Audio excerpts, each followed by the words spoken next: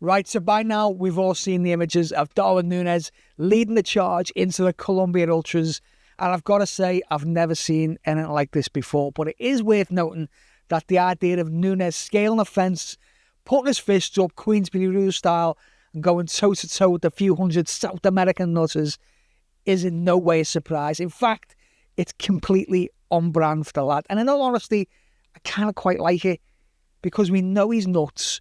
We know he's wild, and it's part of his makeup, and I think we're kidding ourselves if we think that Arne Slot can chisel away at him and uncover some kind of ice-cold, emotionless number 9, much like the Norwegian robot currently playing his trade down the road in East Manchester.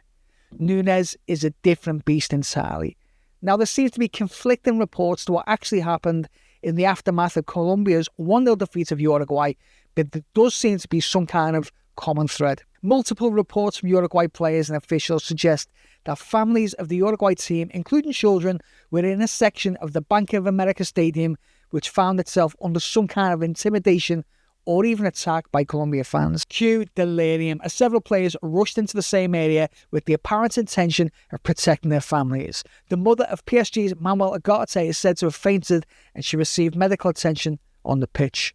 Jose Maria Jimenez made an emotional statement on TV after the match where he looked visibly upset and backed up the idea of innocent relatives of the Uruguayan players needing to be rescued from the area. Now, all this makes it perfectly understandable that Nunez would get involved. He seems to have the backing of the Uruguayan Football Association too, with the UFO president Inicio Alonso saying that all the players had a natural, instinctive reaction towards defending their families. What is a little bit more difficult to defend, though, is other images of Nunez sprinting on the pitch at Colombia supporters with a chair in his hand, apparently about to go to launch it like he's in the WWE. A combination of quick-thinking steward and possibly second thoughts from Nunez stops what could have been a very nasty situation with the possibility of serious injury and serious consequences, especially on American soil, with the Americans not known for their laissez-faire attitude to law-breaking in the Bible Belt. In fact, sidearms and assault rifles were conspicuous by their absence in Charlotte, although maybe the thought of going head-to-head with the R8 Nunez kept the guns firmly holstered. Liverpool are said to be reaching out to Nunez today, but neither the player or the club are yet to issue a statement.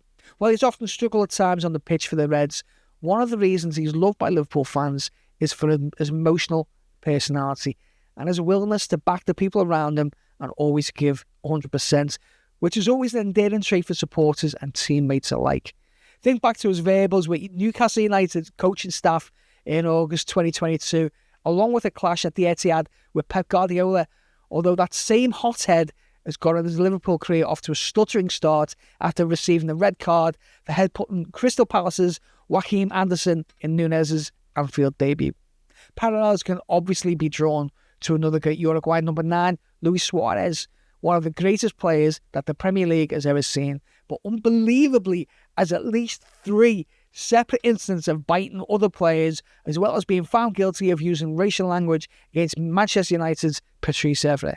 Now, the main reason Suarez got away with so much shithousery and abysmal behaviour throughout his career is because he was so good.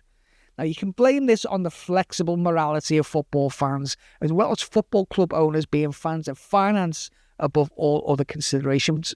But the fact is, Darwin Nunez is no Luis Suarez, and he's put himself under even more pressure and even more scrutiny. The South American Football Association, known as CONMEBOL, are investigating 11 Uruguayan players, and while they have no jurisdiction over club matters in England, it's still a possibility that FIFA could step in and extend any potential match ban to club level, although I think this intervention is unlikely. It's most likely that even though there are extenuating circumstances, he will face an international football ban of some description.